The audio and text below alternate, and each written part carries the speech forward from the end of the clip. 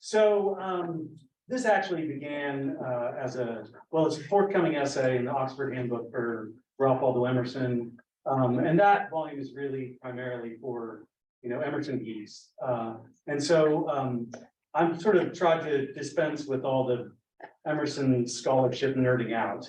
But I'm still going to talk somewhat about Emerson, but mainly I'm going to talk about energy and infrastructure. Here we go. You may have seen that a few weeks ago, the Intergovernmental Panel on Climate Change, that's the UN body that's responsible for assessing the science of climate change, released its 6th assessment report. It went off with something of a whisper, but most of the report tells us what we've already known for decades, that unless we dramatically reduce fossil fuel combustion now, yesterday really, we're very likely to reach the dangerous global temperature threshold of 1.5 degrees Celsius over pre-industrial levels, a threshold that brings with it a litany of disasters that's so familiar probably to most of us by now that I'm not even going to bother to list them. I'll just say once again that the news is bad. And here's just one kind of indicator.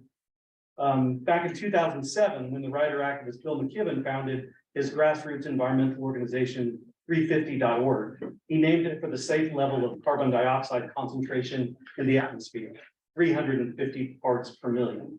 Today, just less than 20 years later, we're at 421 parts per million and counting. That's as of yesterday. Now flash back to 1856, the year that the writer Ralph Waldo Emerson published his book, English Traits, an account of his first voyage to England. Among other things, Emerson was struck by the coal smoke that diffuses so much of the air of England's manufacturing towns. The fine soot or blacks, he writes, darken the day, give white sheep the color of black sheep, discolor the human saliva, contaminate the air, poison many plants, and corrode the monuments and buildings. So fossil energy in Emerson's description is everywhere, remaking both the human and the non-human world.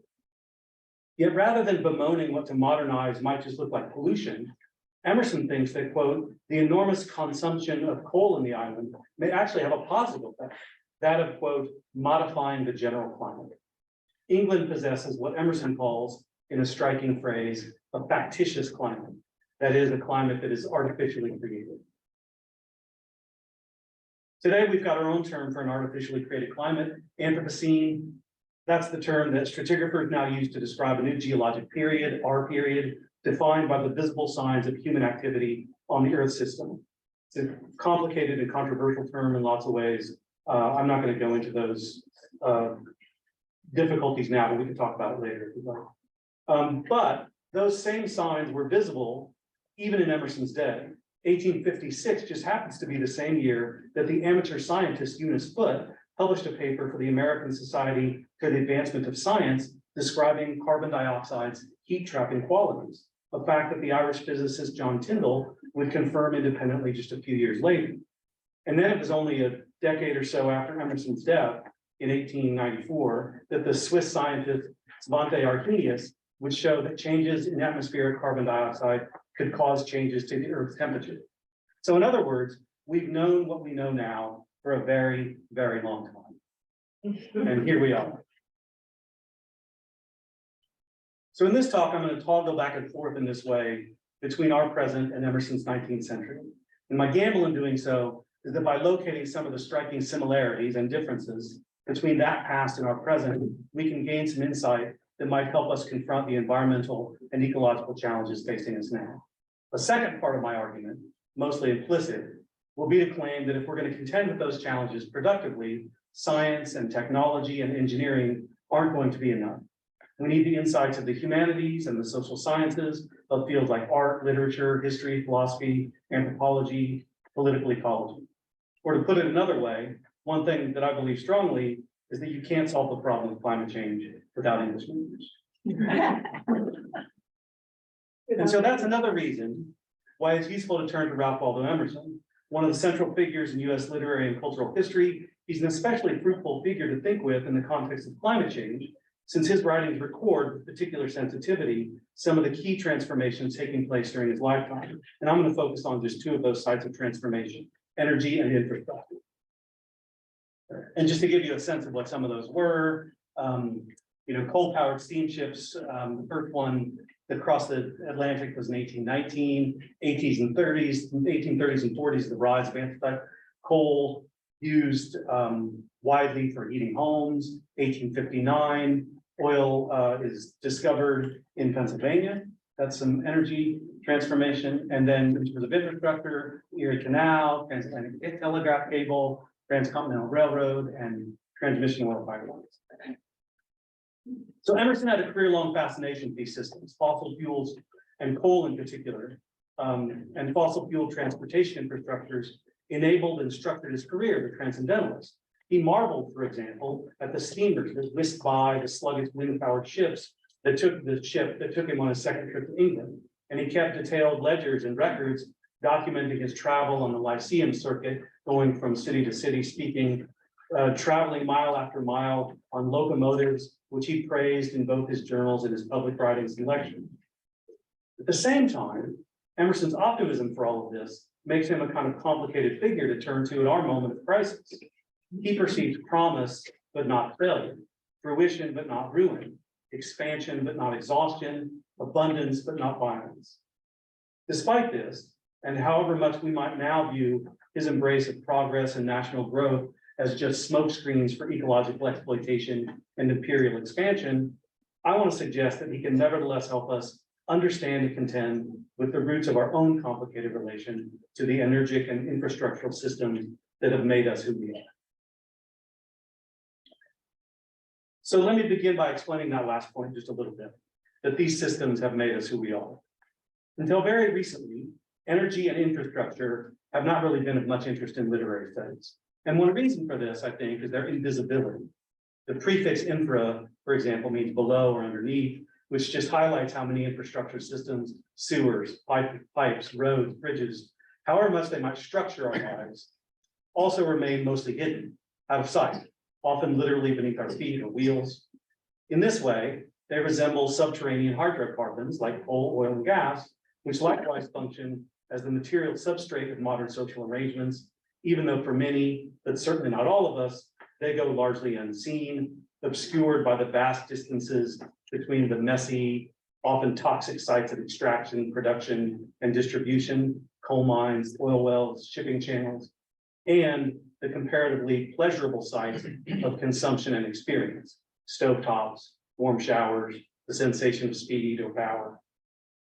Energy sources and infrastructural systems typically only reveal themselves at moments of failure, like when a gas pipeline explodes, cutting off supply, or when the power goes out during a thunderstorm. Otherwise, in their mundane, smooth operation, these systems can, for many of us, simply be taken for granted. But here's an example of when they go bad. That's the pipeline from Kalamazoo, Michigan in 2010. But in the past decade or so, two new fields of study, the energy humanities and infrastructure studies, have begun to turn to energy and infrastructure as sites of critical examination. And here's some books in the energy humanities that have been important and influential. Here are a few titles in infrastructure studies that have likewise been important. So scholars working in these fields have taken a kind of counterintuitive approach to these systems, viewing them not just as signs of progress or emblems of human ingenuity. Instead, they explore them as systems that provide the material basis of social arrangements, political longings, and aesthetic pleasures. That is, rather than thinking of them as just engines or tools of social actors who stand apart from them, like the way I might use a hammer or a fork. These scholars show how they are actually forces that shape social and political forms, cultural practices, and subjectivities in the first place.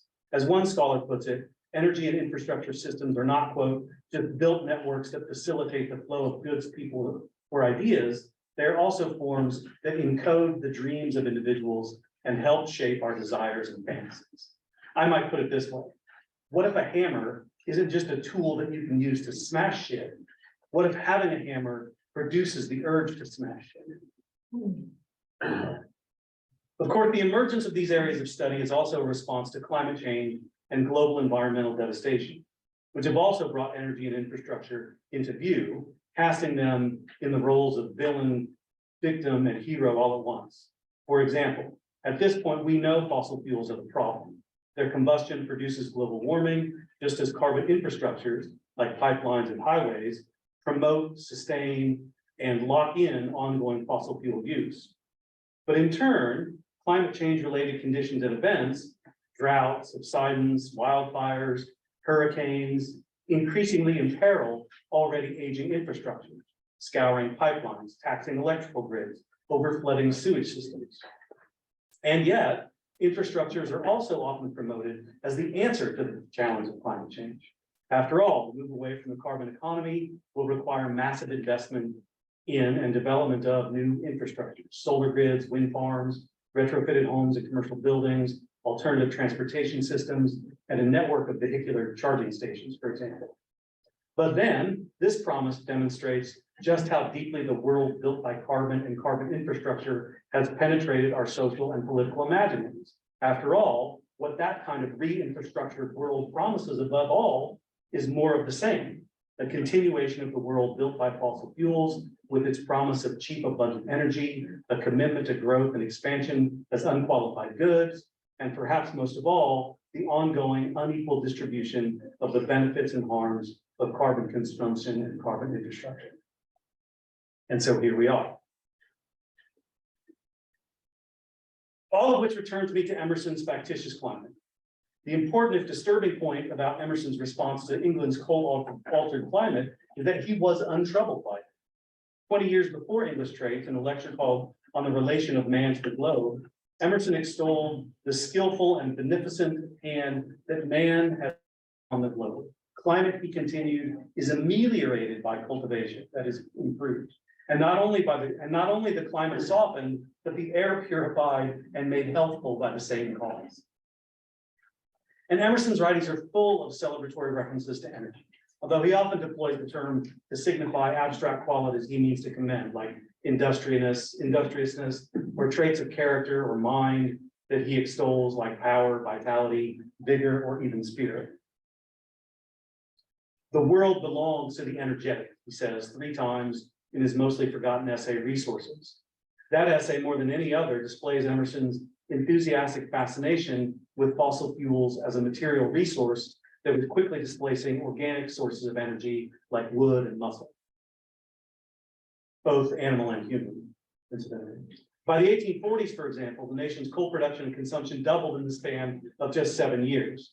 In the early 1850s, the mining of coal, especially anthracite or stone coal, also increased exponentially as its use both in factories and as a domestic source of heat in urban areas expanded.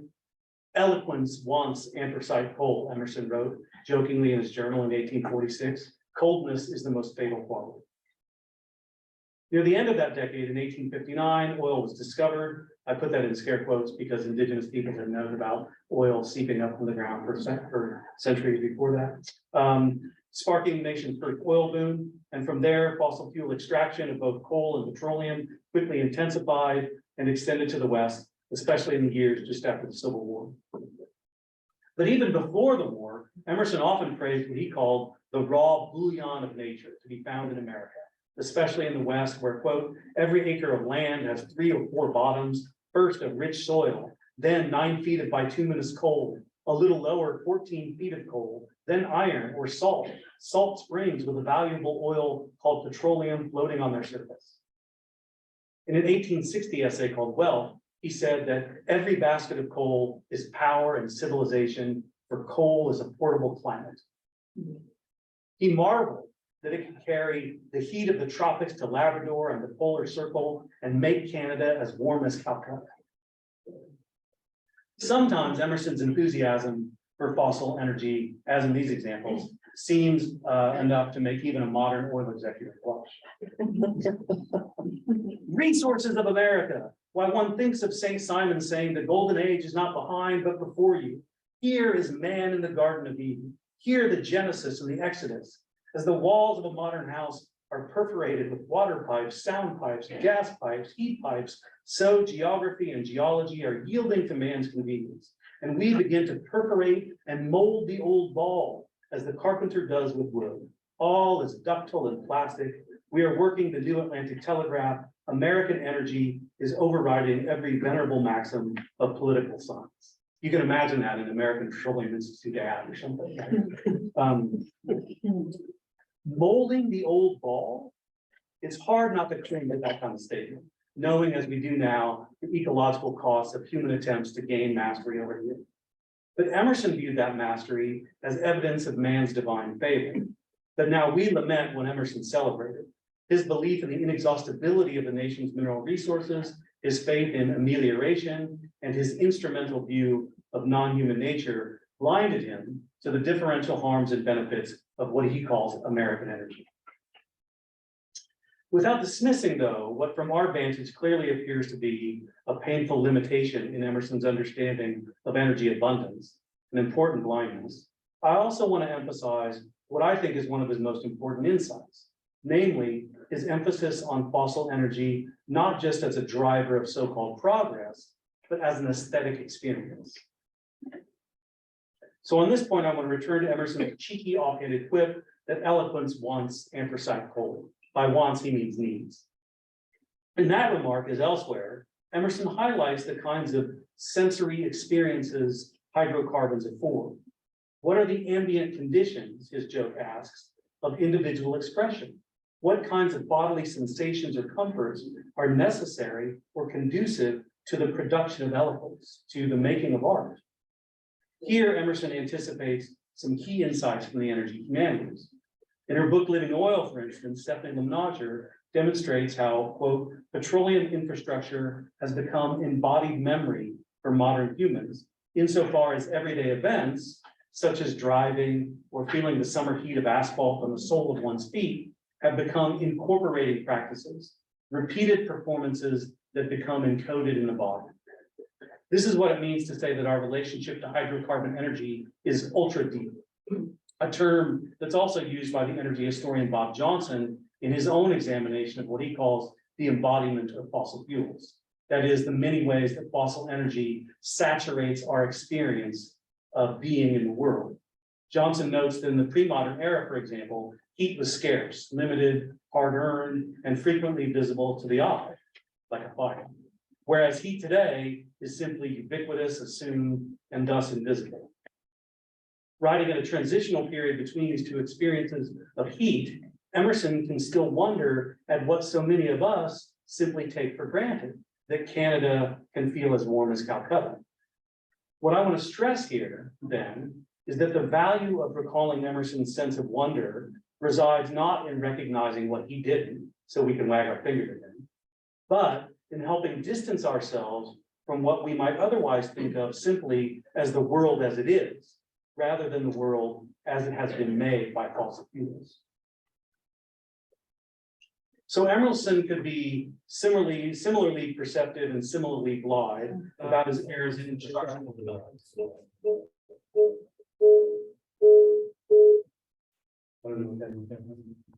He possessed, for example,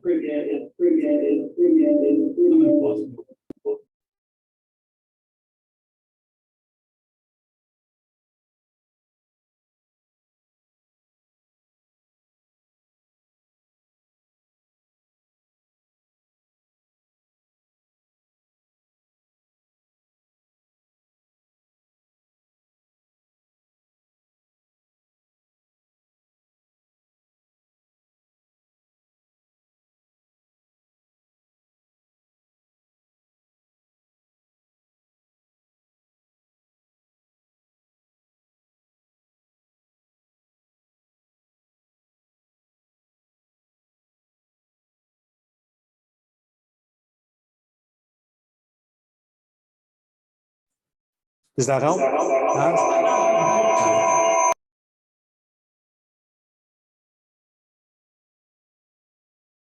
When I am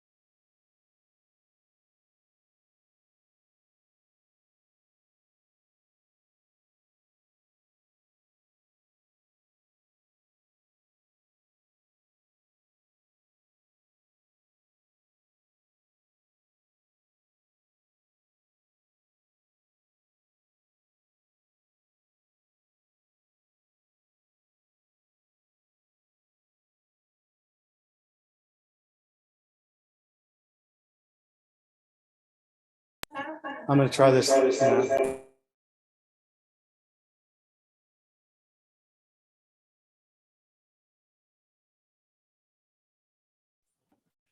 If I do that, no, it doesn't help either.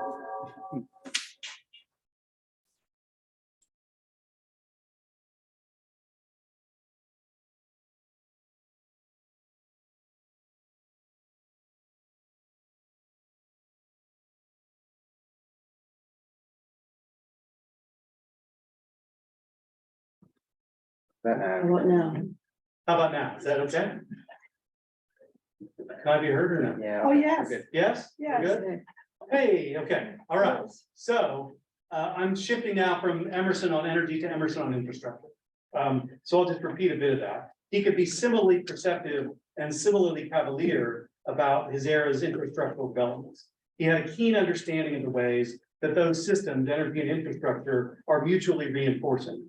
Communication networks like the telegraph and transportation networks like canals and railroads help to create and expand markets for domestically produced coal and oil, both serving and perpetuating fossil energy.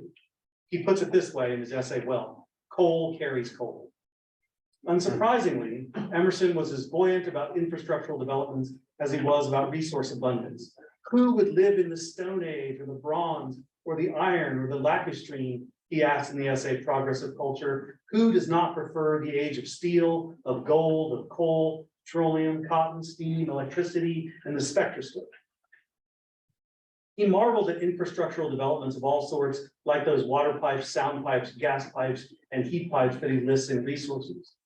Infrastructure exemplified for him dynamism and change, or what in his great essay Circles, he calls the newness, the way onward. New arts destroy the old, he writes in his essay, his phrase quipping like the pace of change to the built environment that marked his era. See the investment of capital in aqueducts made useless by hydraulics, fortifications by gunpowder, roads and canals by railways, sails by steam, steam by electricity.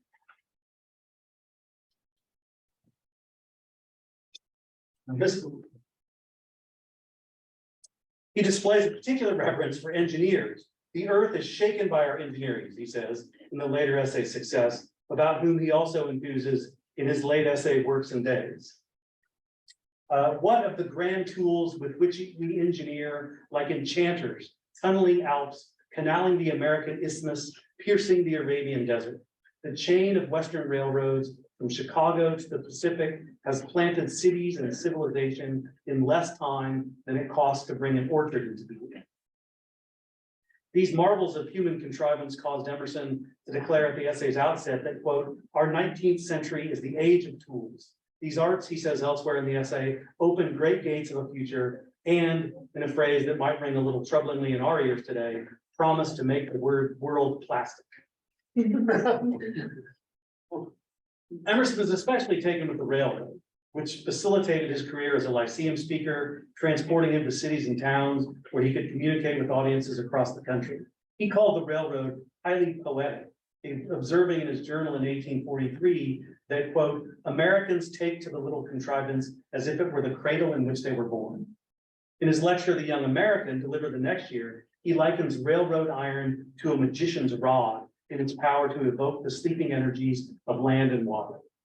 Elsewhere in the address, he celebrates the railroad for the increased acquaintance it has given the American people with the boundless resources of their own soil, adding that it has, quote, given a new celerity to time, or anticipated by 50 years, the planting of tracts of land, the choice of water privileges, the working of mines, and other national advantages, adding that it has subdued our enormous geography. Yet once again, Emerson's zeal for his era's infrastructural development seems generally to have dulled his critical sense. Of course, he couldn't have foreseen the world-made plastic that we know today, with its massive ocean islands of accumulated garbage, whale bellies stuffed with plastic bags, lakes and rivers suffused with microplastic beads. But he might have anticipated the impermanence and vulnerability of infrastructures, their tendency to fail, to break down, and decay. For example, railroad accidents were so frequent in the 19th century that both Emerson and Thoreau joked about how tiresome news of them had become. Just a few short weeks after its installation in 1858, the transatlantic telegraph failed and wouldn't be reinstalled until after the Civil War. Coal mines routinely collapsed, and portions of the Pennsylvania landscape were literally coated in oil from uncontrolled wells. Yet Emerson rarely acknowledges these failures, nor does he appear to consider other ecological costs of infrastructural developments or the uneven distribution of the benefits of them. To put this differently, Emerson seems content not to notice the ways in which such infrastructural developments might be seen as invasive rather than alimentary. And here I'm borrowing a term employed by the Tlingit scholar Anne Spice, terms, I should say, by the Tlingit scholar Anne Spice and by Deborah Cowan and the Ojibwe writer Winona LaDuke. Emerson's vision of infrastructural development as the gateway to a modern future, as Spice puts it, unquestioningly promotes, I'm quoting Spice, capitalist exchange, reproducing and encouraging new forms of white land ownership and cementing settler ontologies that naturalize the existence and domination of the nation state. To the contrary, insofar as Emerson registered how infrastructural networks helped create and extend the material pathways of empire, he praised rather than condemned them. Quote, "Our eyes run approvingly along the lengthened lines of railroad and telegraph," he writes in the essay Success. "We have gone nearest to the pole. We have discovered the Antarctic continent. We interfere in Central and South America, at Canton and in Japan. We are adding to an already enormous territory." But the point here again is not just to castigate Emerson for a failure of perception, especially from the vantage of our own historical moment when the fragility of infrastructures is far more evident than it was in the 19th century, in the form of California wildfires that are sparked by downed power lines, electrical grid blackouts in Texas, cancer outbreaks near refineries in Louisiana, poisoned water mains in Flint, Michigan and Jackson, Mississippi, and most recently, the toxic railroad disaster in East Palestine, Ohio. Yet, however much it may be true that Emerson was less attuned than we might like to the ways in which, as Cowan and LaDuke describe it, energy infrastructures would come to constitute the contemporary spine of the settler colonial nation, his failings are nevertheless instructive. Not unlike his thinking about energy, Emerson's remarks upon infrastructure exemplify a key feature of their ontology, that they exist, as the infrastructure theorist Brian Larkin puts it, not just as material forms that facilitate the flow of goods, people, and ideas, but also as forms that give shape to desires and fantasies. That is to say, like energy systems, infrastructures produce affects, by which I mean ambient or sensory experiences, like speed, the smell of asphalt or gasoline, the feel of hard concrete beneath one's feet, the glare of streetlights at night, the comforting sense of certainty or expectation that turning a faucet will deliver water, hot or cold as one wishes. Our interface with the built environment, in other words, conditions and habituates us to certain kinds of bodily experiences so that they feel natural. But infrastructures also produce overlapping political affects.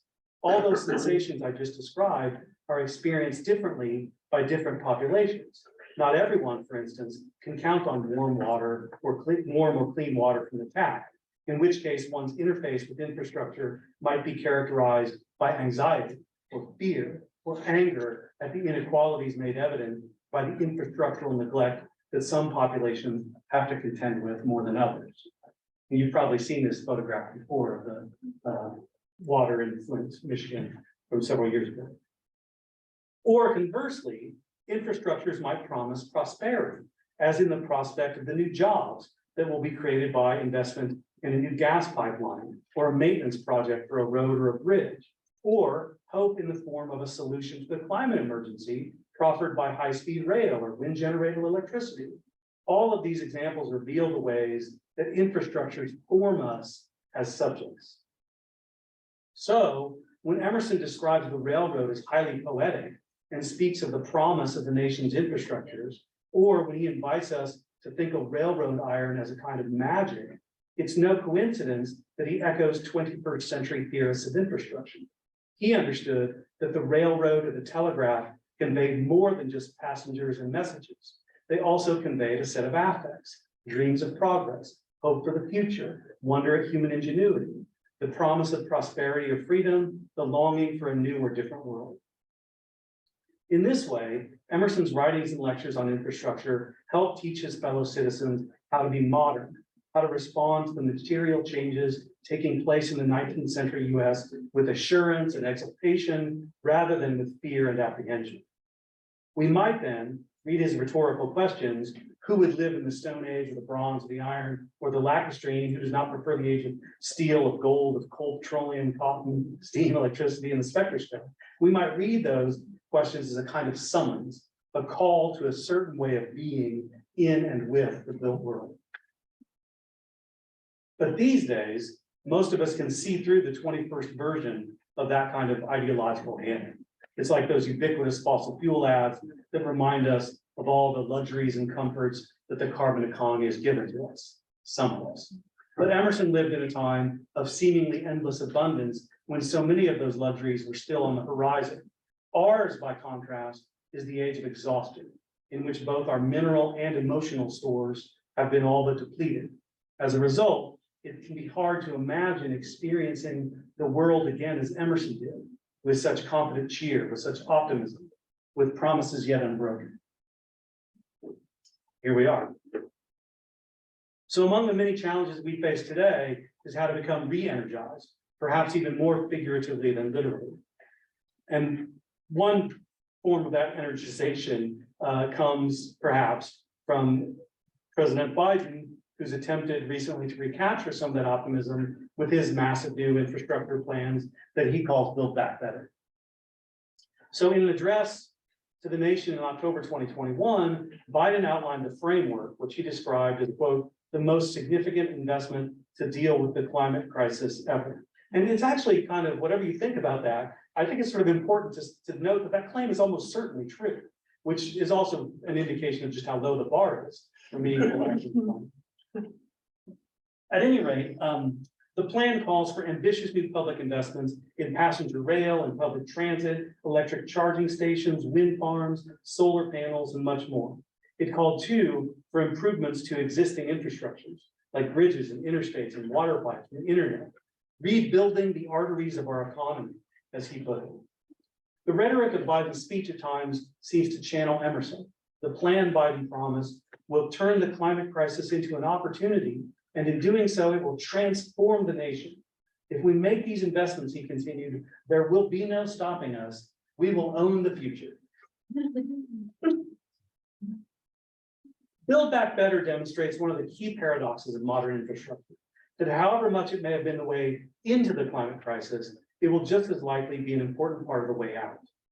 And yet, despite what the techno-optimists, that's the term for those who still have faith that technology is going to be the thing that saves us all.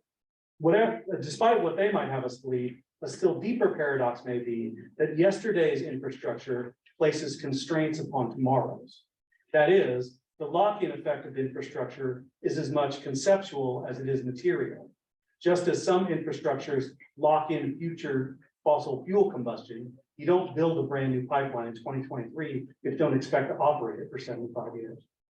So do those same infrastructures, as they become embedded in our everyday lives and routines, help define the limits of what is and is not thinkable, locking us in to particular social arrangements.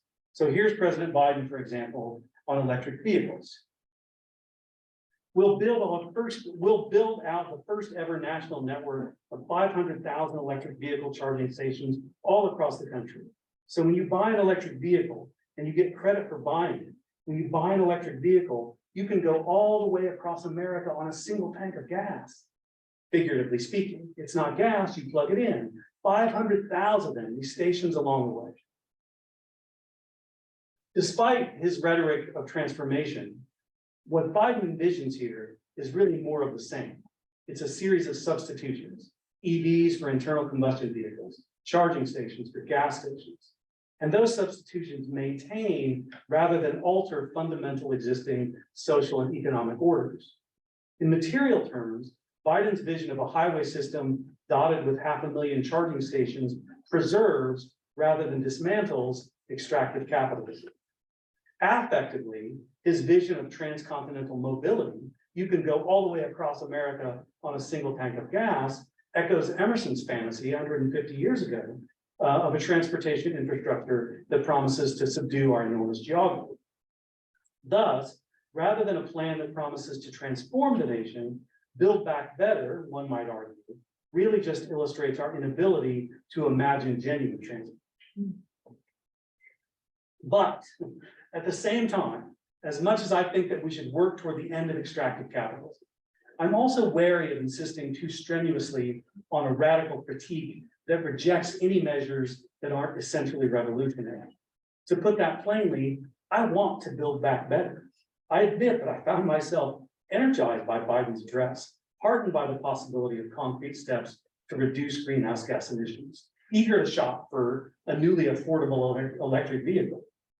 In fact, the result of Biden's ambitious initiative, the Inflation Reduction Act, will reduce US greenhouse emissions by more than 40% in less than a decade, an astonishing figure given the past 3 decades of government stagnation on the issue. And while that still might not be enough to prevent global temperatures from reaching the 1.5 degrees Celsius threshold set by the IPCC, it nevertheless constitutes the most significant action on climate to date, one that will yield measurable results. But maybe more importantly, it's hard to know what other kinds of effects Biden's proposed infrastructural developments might have. After all, as much of the world of electric vehicles traversing America's interstates might still resemble a world of gas-powered vehicles traversing America's interstates, there are also significant differences. Charging takes time that pumping gas does not. What kinds of opportunities for sociality might those wait times generate?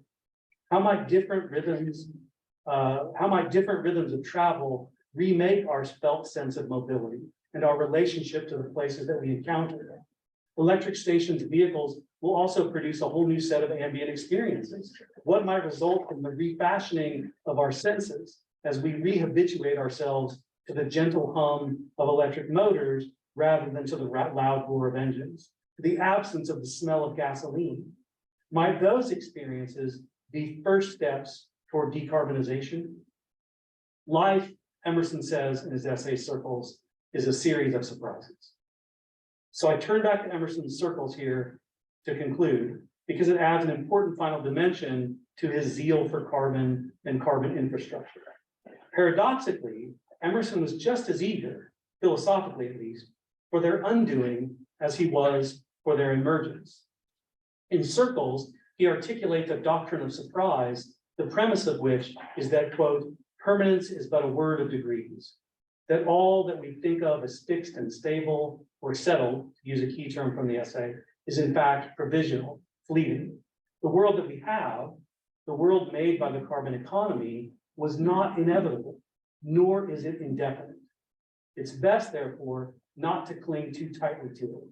We should seek rather, I'm quoting Emerson now, to be surprised out of our propriety, unquote. Even if that means giving up what we've been conditioned to think of as safe, comforting, and enduring. People wish to be settled, Emerson says, only as far as they are unsettled is there any hope for them. So this kind of unsettling, it seems to me, is a crucial lesson for our thinking about the climate crisis and the prospect of a decarbonized world, thinking that is too often tyrannized over by notions like our modern way of life, as if that were a thing that is settled, so deeply settled that other ways of being either seem impossible or just like too much sacrifice and loss. But Emerson offers instead a simple but powerful reversal of that concept, one that we might do well to heed if there's yet time remaining to avoid planetary catastrophe. The way of life, Emerson writes, is wonderful, it is by abandonment. Thanks.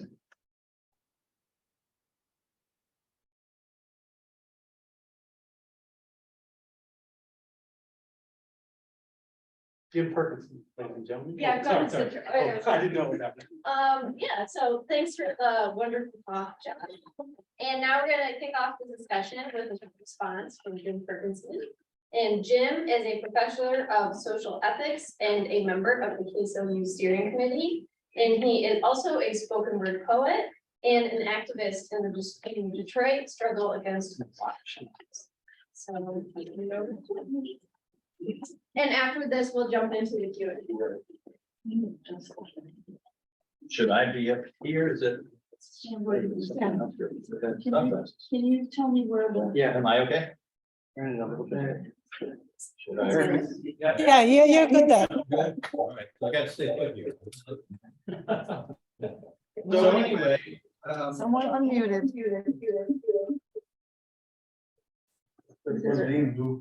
now, is that okay? Yeah. Yeah. So you all are troopers, or maybe foolish, listening to one white guy respond to another white guy. But I'm a white guy who has been tampered with by more than 35 years of living in, exposure to, working with inner city Detroit Black culture. And then 20 years of marriage to this one over here, my Filipina partner, wife, boss. So maybe I can channel something worthwhile for a couple minutes. So Jeff is, as I understand, wanting in a major way to come to grips with the smoke screens that kept Emerson from seeing the problems with what he was celebrating in the 19th century and then our own smoke screens today. So Jeff talks about the invisibility of energy and of infrastructure. And I would epitomize his argument there as saying, no DEI without VEI. So DEI, diversity, equity, and inclusion, as a watchword for justice in human relations. I don't particularly like the inclusion part because it assumes there's something already present that people are going to be included in, which in our case is white supremacists, colonialist, patriarchal capitalism organized as empire. And I don't want to include people in that. I want to dismantle it. But VEI would be visibility of energy and infrastructure.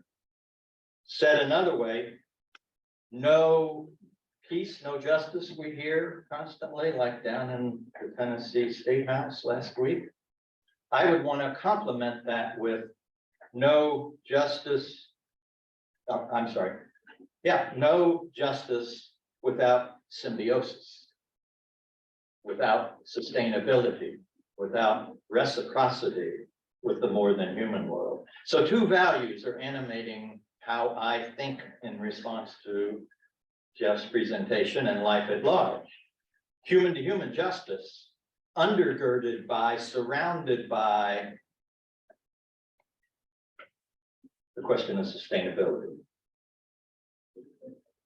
Jeff, in his paper, asks, what are the imaginary and affective obstacles that are at stake? It's a question not just of matter, but of emotion. And for Lily and I, for my wife and I, indeed, the question of what is sustainable as well as what is just is the question of the hour. Jeff talks about the limits of our ability to imagine otherwise, the limits of what is thinkable, and ends with his quote from Emerson about the need to honor abandonment, which I very much appreciate. I would want to take off from that and say to abandon something is to embrace something else. To walk away from something is to walk towards another reality. I don't know if Jeff quoted this exact thing from Emerson in what he just said, but it's in his paper that is the full-blown version. Quoting Emerson saying, I see America covered in gold and silver, floored in coal. I'm learning out of my involvements to look out at our country and see and hear the agony of African Americans and other people of color, and to see that the entire country is covered in the blood of Native American folk. A genocide over 500 years of somewhere between 62 and 95 million people according to recent scholarship. So for me, it's a question of returning vision to reality, like Jeff is talking about, which is to say, coming to grips with the terroristic underside of technology. And I can't get out of my mind here an image in a recent Water Bear video called Racing Extinction of an industrialized chicken farm where all the male chicks, thousands upon thousands upon thousands, year round, are lined up on conveyor belts, and the conveyor belt in the picture has these chicks coming along, dumped into these rotating blades. They're just chopped up because they have no use to our industrialized food economy. Terror. Terror for human beings, but terror for the more than human world. And in coming to grips with that, for Lily and I is now especially a question of listening to folk who did know how to live sustainably. Indigenous folk. Not all of them, not everywhere. But if you ask the question, have human beings ever been able to live on this planet in a way that did not destroy the environment and require them to aggress elsewhere? The answer is yes, for most of our time on the planet. We have folk like Australian Aboriginal groups living for 55,000 years in the same environment, didn't have to aggress anywhere else, import anything from anywhere else. First Europeans that arrived there in the late 18th century have never been able to live there for more than a few months without reaching out to the rest of the globe through infrastructure and ships to pull in stuff to leverage their lifestyle. Will the real human being please stand up? And then in asking, have we ever lived in a way that wasn't destructive? Who has known how to do that? And what do they know? For us, it means not just listening, not just taking an account of indigenous people's rights, which is a kind of inclusive maneuver, but paying attention to what they actually say about living. And what they say about living is they point beyond themselves to the more than human world. And so the hammer that Jeff referenced, for many indigenous cultures composed of iron, is alive, personal, and spiritual. And Jeff mentioned what is needed to complement science, technology, and engineering. He mentioned art, history, humanities, philosophy, etc. The thing you didn't mention that I would want to throw in the mix out of that listening to indigenous cultures is spirituality. For indigenous cultures, the more than human world is as alive, as mysterious, as beautiful, as worthy of awe and wonder as anything human. So how do you relate to a hammer that way? And most indigenous cultures that did smelting talked about a spiritual patron of the blacksmithing operation that they would honor, whether you're talking about the blacksmithing Orisha of the Yoruba or folk in the Mideast who did the same kind of thing. So it's that sort of thing that exercises my own questioning and comes back to a thing, and I don't think you also quoted this, although it's in your paper. Quoting Emerson about, at the conclusion of the Civil War, arguing for the rightness of that cause, and basically saying the conquering of nature is coterminous with the conquering of slaveocracy. And the research indeed bears that out, that part of the reason we could walk away from enslaving human beings was because we learned how to enslave fossil fuels and metal. Is that a legitimate choice? The problem with it, according to Nikki Forek, a Canadian journalist writer in a book called Energy of Slaves, is that it does not release us, those on top of that way of organizing human life, from the phenomenon of mastery. The problem with enslavement is not just with the shackled bodies doing the labor, but with those who are enforcing that and themselves becoming de-skilled, unequipped to deal with reality, and unknowledgeable about the more than human world that they no longer themselves encounter. So that's sort of the deep question for me. Are we willing to enslave everything else in the name of not having any human slaves? Final thing I would say to throw into the mix here, do I have another 2 minutes or? Is that all right? Yeah, fine. Is coming from a geologist, Marcia Bjornberg, book called Reading the Rocks, in which she says, among other things, ecosystems are fractal, self-organized entities whose scaling relationships reflect the flow of energy from the environment to photosynthesizing primary producers to herbivores to carnivores, and goes on and cites the Paleontology Database Project, which has studied local ecosystems over the last 475 million years, turning up strong evidence that there's been a rock balance maintained in local ecosystems. Species come and go over time.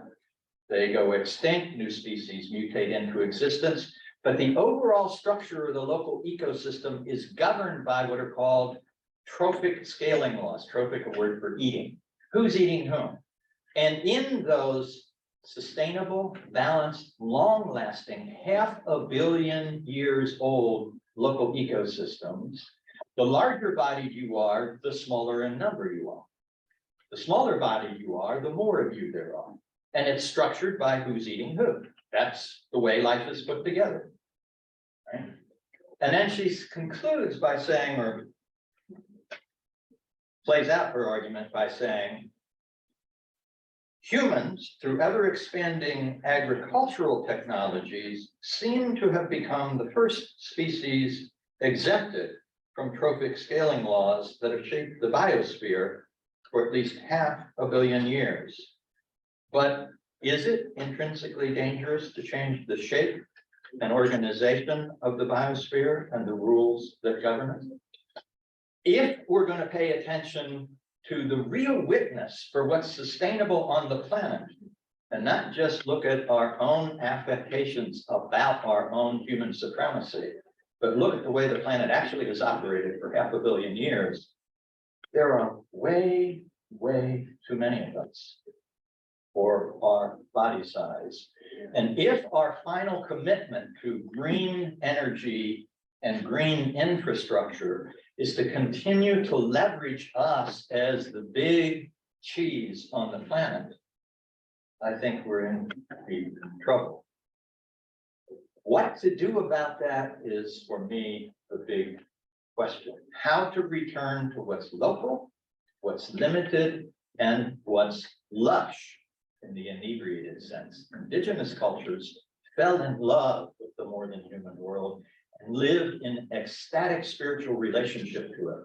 The respect was not just a respect for a tool or an instrument, but for a living, mysterious panoply of beings that they considered to be their elders, their mothers, here longer than we have ever been, knowing more about how to survive than we do. Yeah.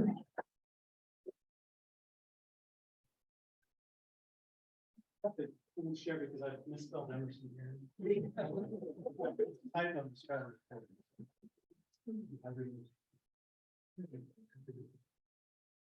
Yeah, would you like to respond or would you like to? I'd like to hear from others, so let's, Okay. Jim and I have plenty of time to talk.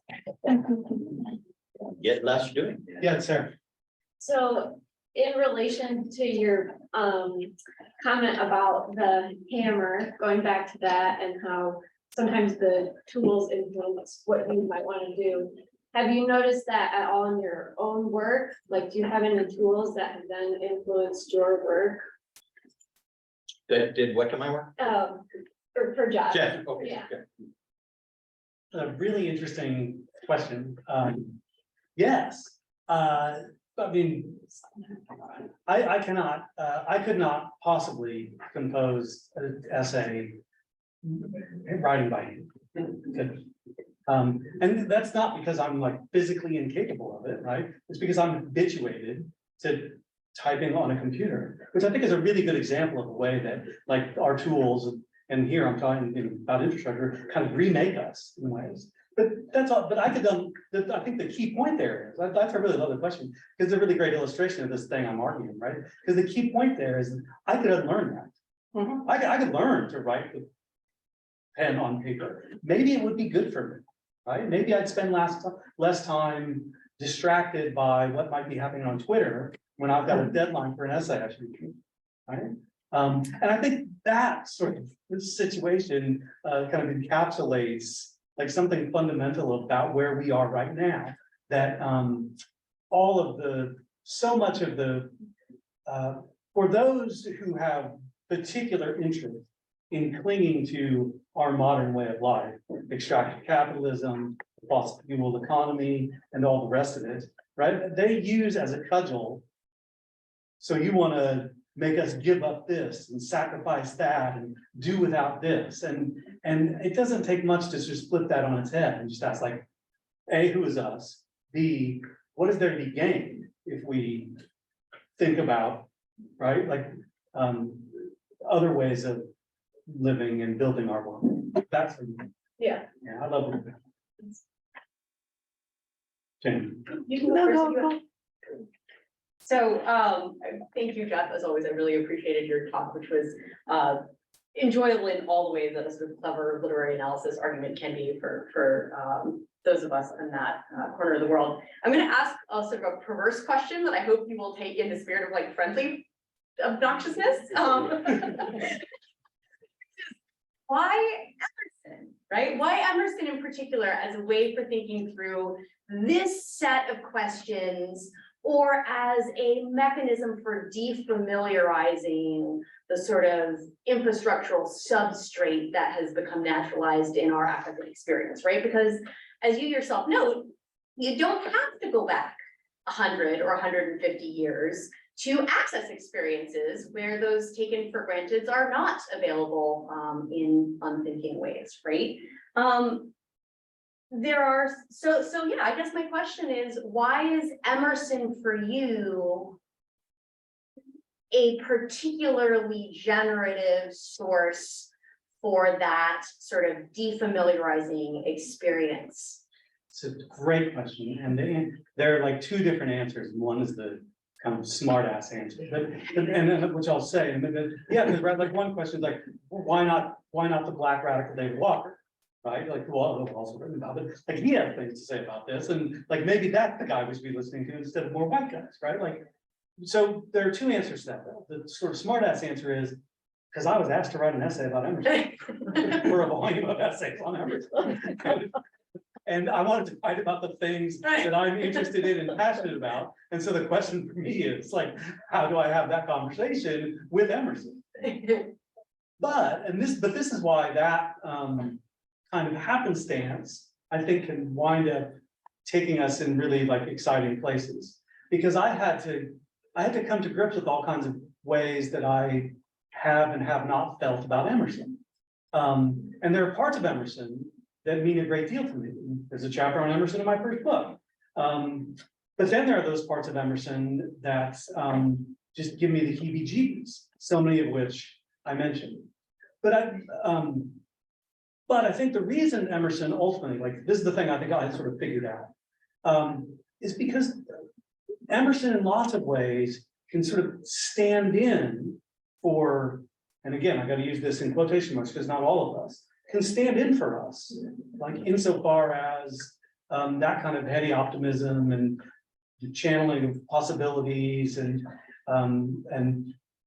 loving the kinds of things that the fossil fuels have given to us and all of that. Like we can identify with that in certain kinds of ways, but he also like simultaneously like shows us a way out of it. I think it's like the sort of trick with Emerson. It's a kind of trick that Emerson pulls in lots of ways all the time. That Emerson so often seem to be and I mean this is like philosophical Emerson, that that he seems so invested in like the singular individual, except like that conception of his really ultimately has this weird kind of like collective dimension. And so, so Emerson kind of gives to us and challenges us at the same time. And I actually think it's super valuable way of makes him a super valuable figure to think with, if that sort of makes sense. Thanks for the answer. It's really cool. Okay, as long as that's still anybody's spot. Okay, so speaking of thinking with Emerson, one of the things, oh, sorry, awesome talking, awesome response. We totally learned a lot from both. One of the things I feel like I heard you thinking through with Emerson was like the promises and perils of like anti-foundationalism or anti-essentialism, like as a kind of thought. And that's really interesting because like, you know, anti-foundationalism animates all sorts of like critical thought and critical philosophies, and rethinking that might point to some like, you know, new directions for thinking about how to change the world. And so I feel like I was hearing, there's actually like two versions of that within Emerson. And there's the sort of like the one version that is like, you know, the world is plastic, which sounds like gross, but like the world is in fact malleable and sort of like it can be a different way than it is now. The world itself has a history. And then there's like another version that sucks less, which is like the circles version. Permanence is but a word of degrees, or like self-reliance, like soul becomes, the sense of like the world's fragility and contingency and malleability. And so like, sort of like forgo the Emerson inside baseball question and like not ask like, so how are those bouncing off of each other at its work? Maybe that's the bigger question, which is like, you know, what do you think about the like anti-foundationalism as a contributor to sort of like critical thought about the world? Do we need more anti-foundationalist thought, or like less anti-foundationalist thought, or different anti-foundationalist thought? Does that make sense? It totally makes sense. And I think, I mean, you won't be surprised to learn that I'm an anti-foundationalist. Yeah. And I think, but like at this moment, I think for me, that disposition or philosophical position manifests itself for me in two ways that I think are crucially important. And I said it in the paper, and it's like, I sometimes say this explicitly to my students, like, this is you don't take anything else away from this class. I want you to take this away, that the world that we have was not inevitable, right? Therefore it can be different. And that way, that's not, I think one can get there to that sort of idea simply by way of a kind of rigorous historicizing, like an empirical study. But I think also for me, that too is an anti-foundationalist philosophical kind of way of thinking about all kinds of things that we think of as inevitabilities or natural, and I think that the sooner we can loose ourselves, unmoor ourselves from those kinds of ideas of what is natural and what is inevitable, the better equipped we are to build new worlds. Is that, I don't know if that answers your question. Can I just like just a quick follow-up? Like, what do we do with the like nasty anti-foundationalism, which Emerson's like, isn't London great because of its factitious and climate malleable and subject to human will? Like it is that part and parcel of like an Emersonian anti-foundationalism, or like how do you sort of tease the two apart?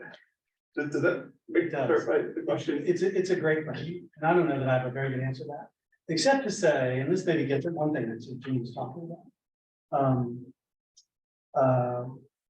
I mean, I think one thing about anti-foundationalism is that, like any other way of thinking, is again, part of being anti-foundationalist is like accepting the idea that like any sort of conceptual apparatus is itself neither inherently good nor bad. I'm gonna mention something that I talked about in the paper briefly. That when Deborah Cowan and Manolo Ledoux talk about infrastructure, then they talk about like settler colonial infrastructure, but they also don't imagine a world that is without infrastructure, right? And so I think this is sort of analogous to the way you're thinking about Emerson's like, and they think that the infrastructure can be elementary, by elementary meaning life-giving, sustaining, and like we're not going to live in a world without energy, and we're not going to live in a world without infrastructure, and so. If we think about them as things that make us, rather than things that we make, I think that is a step toward more thoughtful ways of building our worlds. I don't know if that answers your question. Yeah, no, You're asking me a hard question. sorry. As I was It's an awesome. No, yeah. Maybe a way to think differently about anti-foundationalism is to think, to move away from the conceptual to the material, right?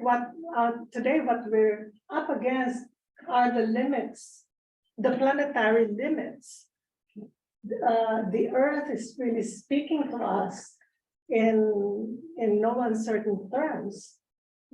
And part of the question for me is what is not raised when we talk about sustainability, for example, is the question of what is our industrial culture, what is really sustainable? Is our industrial food production, our industrial energy infrastructure, what is that dependent on? And I would say that it's dependent on a massive, massive violence on the planet. And I think the fire break, and I appreciate Emerson's wonderment and amazement at all the things that humans can do. I think there's a sense in which he's fascinated by human innovative capacity. But when I think about my encounter with indigenous peoples, their fascination is with the natural world. They never take for granted that grandfather's son is going to come up without them participating in ritual honoring. And that fire break occurred with, when Francis Bacon said, I want to put nature on a rack and torture her secrets out of her. That is what I think brought us all of this stuff. And we forgot, indigenous peoples don't think only in the immediate term. The Haudenosaunee have a concept of the long body. You don't make decisions just for the immediate, but for 7 generations that are coming, and without the wisdom of 7 generations that went before.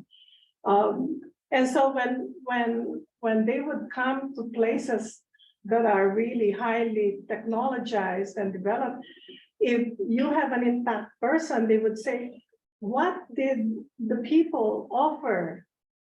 Because part of the spirituality is you don't take anything without giving something back in return. And if you bargain for more than that, then you're courting disaster.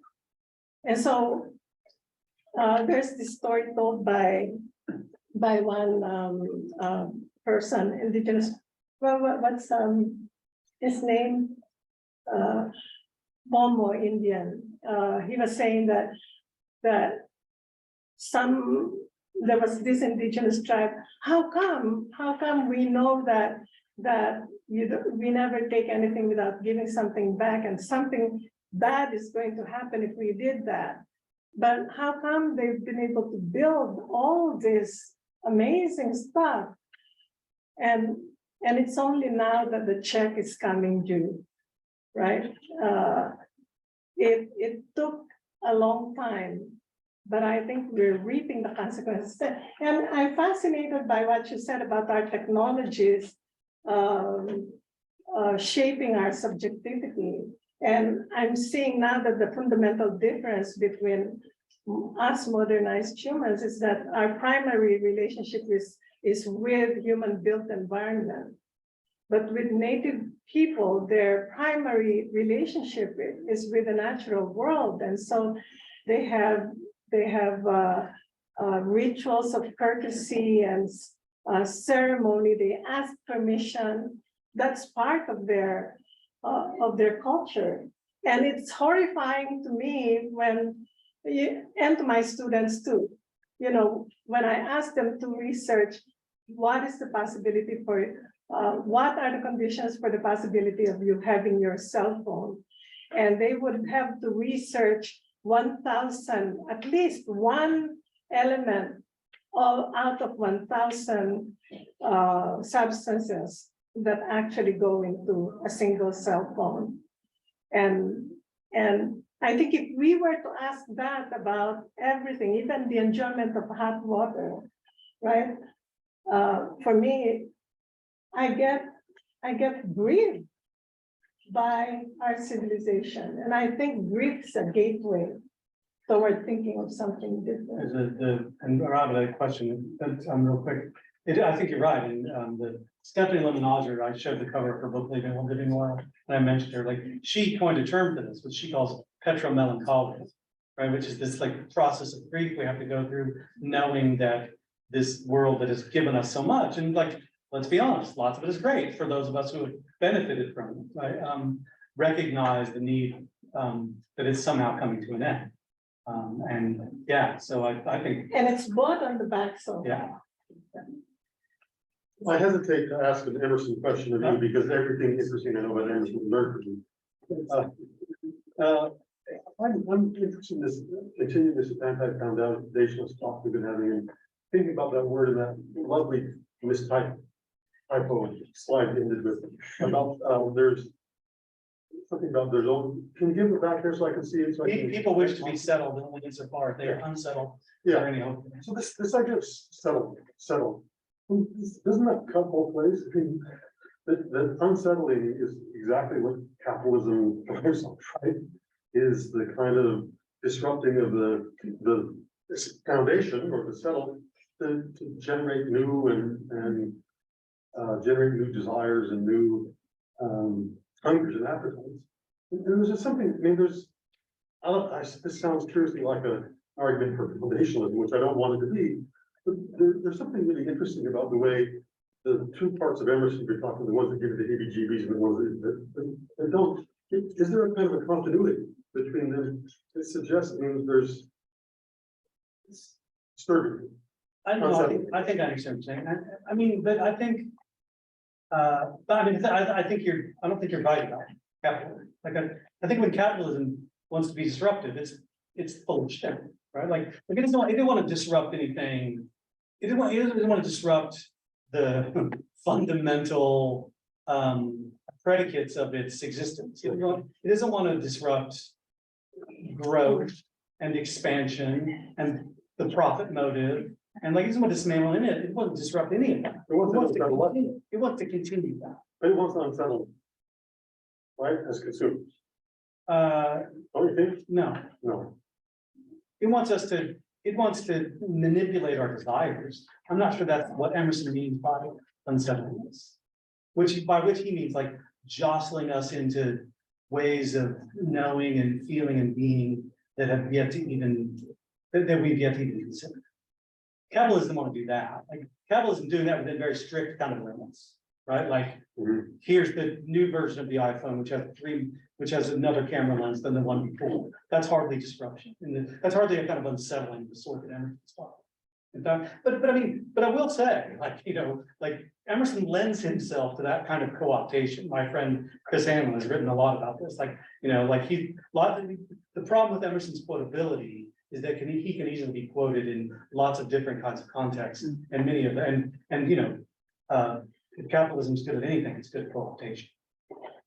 I don't know. There's a question from our online audience, from Annie. I love your emphasis, Jeff, on our need to think about what feels natural to us, and your point that we need to understand how infrastructure produces affects of different kinds. It is such an interesting problem. How do we, as a collective group, examine our individual reactions that simply feel natural and see them anew? The smell of gas, the feel of asphalt, etc. I agree, of course, that literature and art can help us do this. Unfortunately, a lot of art can only help us to examine what feels natural when we experience it as individuals. The unsettling we need to do has to spread through our communities quickly if we are to see change soon. How do we do this? How do we unleash this unsettling through our population? What's also hard is that different communities have a different sense of what is natural. I think about my conversation with my students whose sense of what is natural is so different from mine. Any ideas as to how to accelerate this? Big question. I mean, two things. And one is, and I mean, in some ways if you're only going to talk for a fixed amount of time, right, you can't add a caveat to every word you use. But one of the words that I use repeatedly and that we keep using, I've just used it now, is we. And like the more that, I think, so one answer is, the more that we can sort of specify who it is we're talking about when we're talking about these things. So like one example of this is, like I say we are, however we might put it, Nick Fork might say it, addicted to, I might say stuck in the carbon economy, hydrocarbons and all that stuff. But it's actually, that's a pretty limited we, like far more people on the planet still use things like dung as their primary heat source. So I think one way of unsettling this is like learning things, knowledge, I think can help you.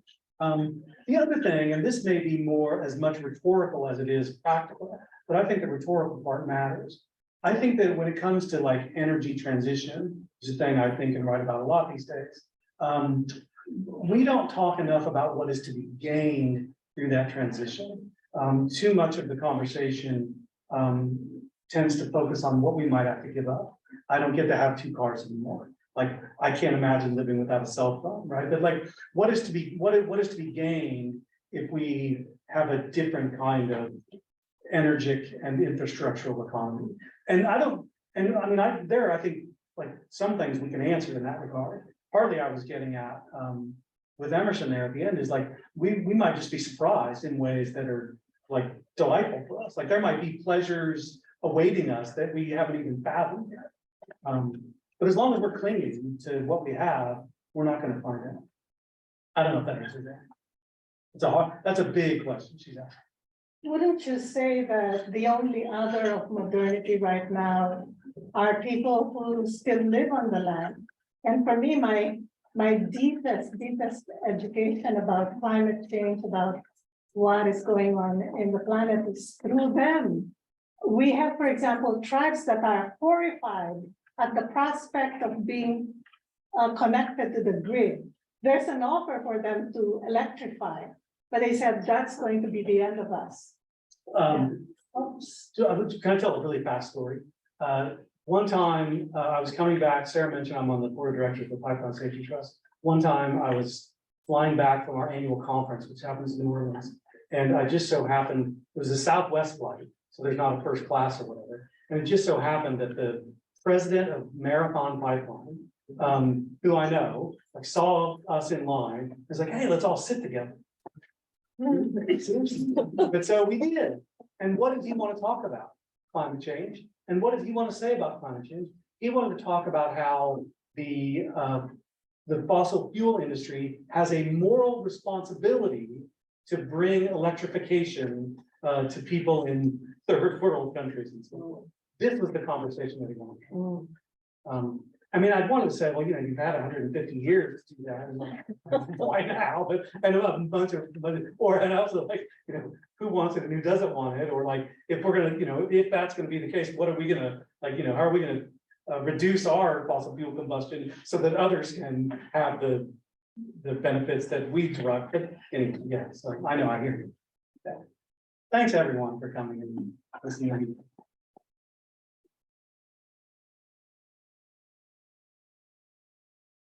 We do this every month in case people come join campus.